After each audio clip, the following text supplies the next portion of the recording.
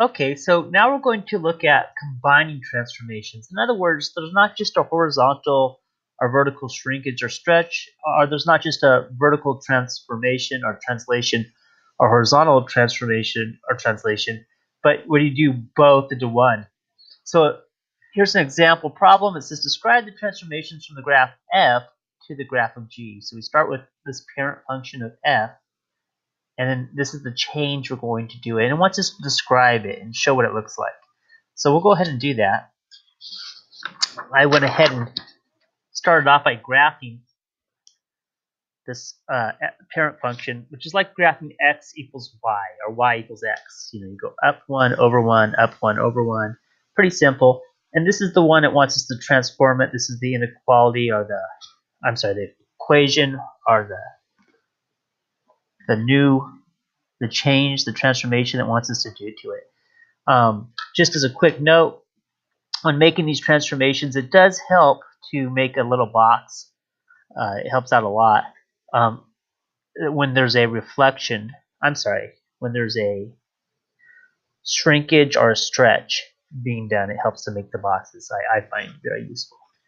So it starts off pretty easy. If x were 0, what would the y be? Remember, it's just like saying x and y. If x is 0, in this case, y would be 0. Pretty simple. And if x were a 1, in this case, well, the y would be 1. X is a 1, y is 1. And if x were a 2, y would be 2. And then you just multiply it by the 2 here in front.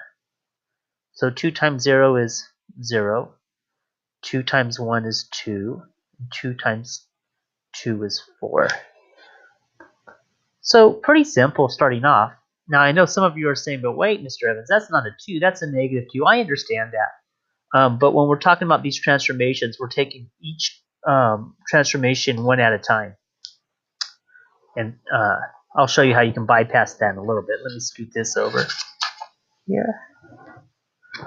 And so if we were to rotate this line, if we were to move it, if x is 0, then y would be 0.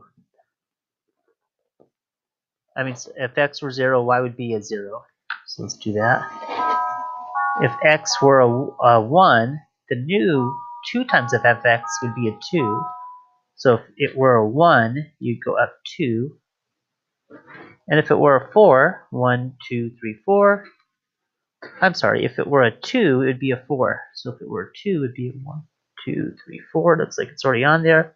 And this would be our new line. This would be the new line that we get if we just changed it by a 2.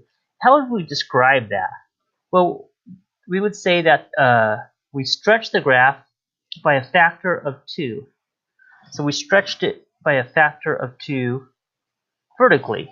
It went up vertically by a factor of 2. Okay, but we see here that the question is always saying negative 2. But remember that if there's a negative, it's just a reflection. In other words, you take the same thing we just did, but multiply it by a negative here. So instead of a 2, it'd be a negative 2. Instead of a 4, it'd be a negative 4. So you take this exact same thing. We can actually fill it in again if we want to. We don't really need to, but it only takes a second. So 0, 1, and 2, and just multiply the results we have from earlier. Multiply it by a 0, it'd be a negative 2, negative 4. And you can skip right to this step if you need to. It's just a lot quicker. So instead of, we're going to reflect this line. And so reflection looks pretty much the same thing, just going the other way, right? Take this line, and you reflect it. So if x were a 1, y would be a negative 2. If x were a 1, y would be a negative 2. If x were a 2, y would be a negative 4. Actually, 2.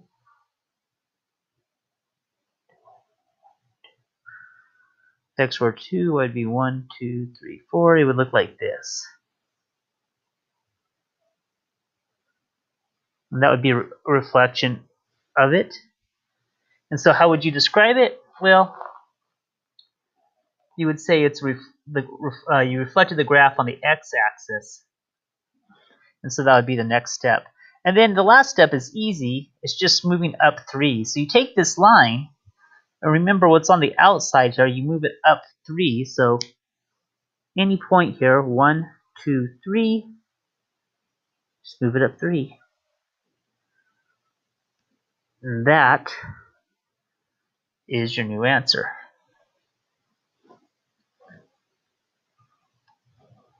So there's a lot easier ones to do than this, but this was an example of how this can be done.